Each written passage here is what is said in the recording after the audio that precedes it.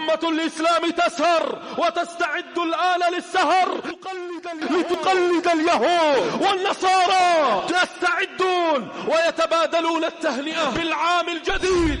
إن تهنئة اليهود والنصراني وأمة النصارى بعيد الميلاد تدري ما معناها؟ أنك تهنئهم أنهم جعلوا لله ولدا وأشركوا بالله وسجدوا للصليب. تهنئهم أنهم أشركوا بالله. أين عقيدتك يا مسلم؟ أين دينك؟ هؤلاء يقولون أن لله ولد وأنه ولد في رأس هذه السنة وأنت تهنئهم. أرأيت لو أن رجلا، واستسمحكم عذرا، لو أن رجلا ارتكب جريمة الزنا أو جريمة اللواط أكنت تذهب إليه وتهنئه؟ أين تهنئته بالسنة الميلادية؟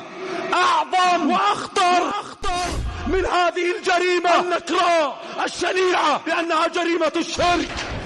كيف تهنئهم بهذه الجريمة التي لا يغفرها الله؟ لا يجوز التعامل بالتاريخ الميلادي. فإن كانت المعاملة مع اليهود والنصارى فنكتب تاريخنا الهجري ثم نكتب الموافق عندكم بالتاريخ النصراني ولا نقول الميلادي.